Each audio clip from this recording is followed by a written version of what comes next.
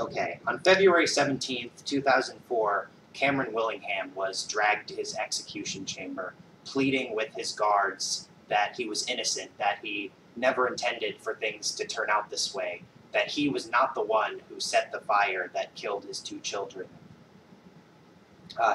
Only hours before, his lawyers had frantically tried to submit a new scientific report that would have exonerated him from all blame, but their pleas fell on deaf ears and he was executed on schedule. According to the 2009 New Yorker article that brought all this to light years later, it is almost certain in retrospect that Cameron was an innocent victim of a very flawed practice. The death penalty is inhumane, and it is equally or less practical compared with life without parole in virtually every regard. It is more expensive, it leads to the deaths of innocent people, and it does statistically no better of a job at deterring violent crime or at keeping criminals off the streets.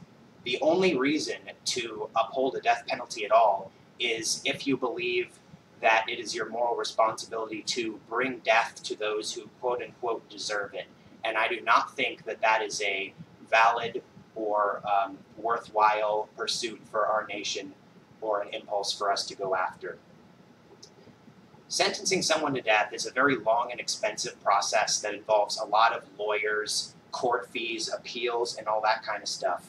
According to this graphic from the Azul's law firm, as you can see, it costs $130,000 for a death row inmate, compared to only $47,000 for a lifetime sentence. And the average death penalty trial costs $1.2 million and can go up to $6.8 million. And according to their numbers, if California repealed their death penalty laws, they would save $183 million per year.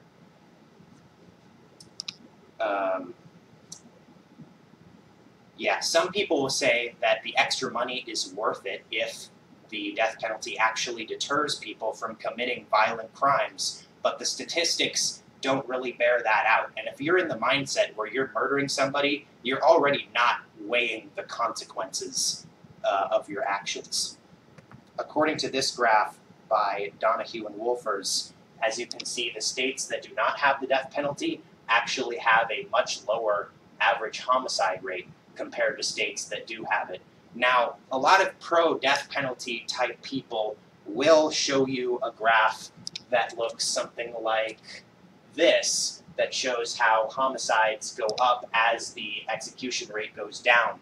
But if you look a little deeper than that, you'll see that the individual rates of the homicides of the states is pretty much all in lockstep with each other, even though they have wildly different takes on what to do in terms of punishment and the death penalty.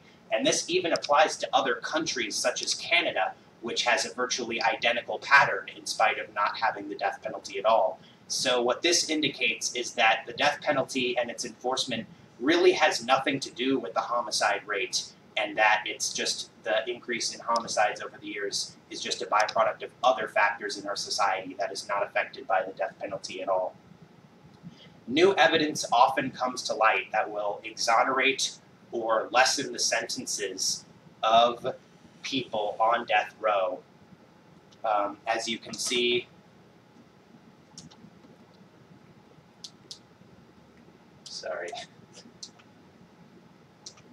as you can see in this chart from the 2008 book, The Decline of the Death Penalty and the Discovery of Innocence, this is the number of people per year who are exonerated from death row after having already been sentenced to death.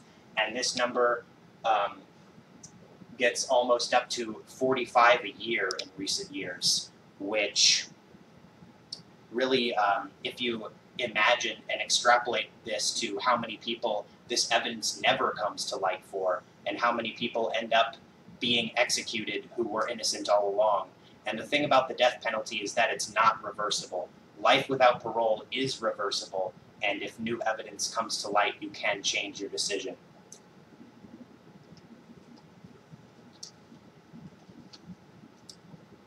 Also, many of people who are executed also have mental illnesses. According to the book Deadly Justice from as recently as 2017, 43% of executions since the turn of the century, so like modern times, are of people who have had a mental health diagnosis during their life.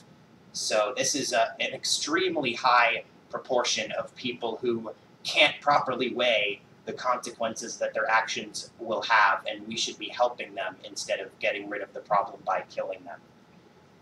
So all that being said, virtually all the practical and economic reasons favor abolishing the death penalty in favor of life without parole. And the only way that you can really excuse the death penalty is to say that people who deserve, or people who have committed heinous crimes deserve to die.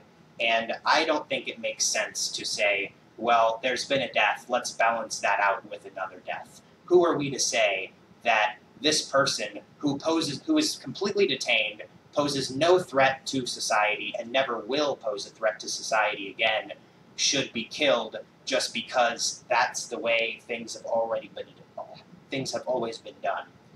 Every human life has value, no matter what you've done in the past, and everyone has the potential to reform, and we should never take that chance away from anybody.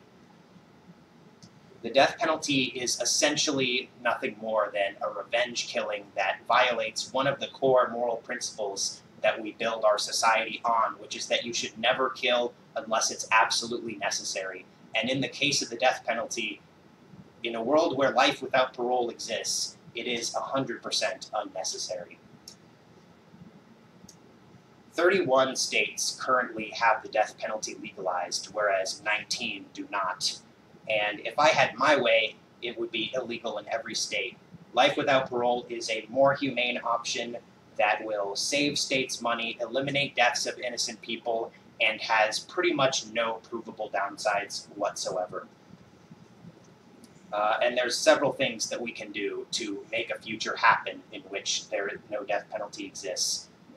There are organizations out there such as fightthedeathpenalty.org or the New Abolitionist Movement that have been committed to raising awareness about the death penalty and have even gotten several petitions out there that have gotten people on death row with dubious evidence against them off of death row and saved the lives of people who we really didn't know were guilty but sentenced to death anyway.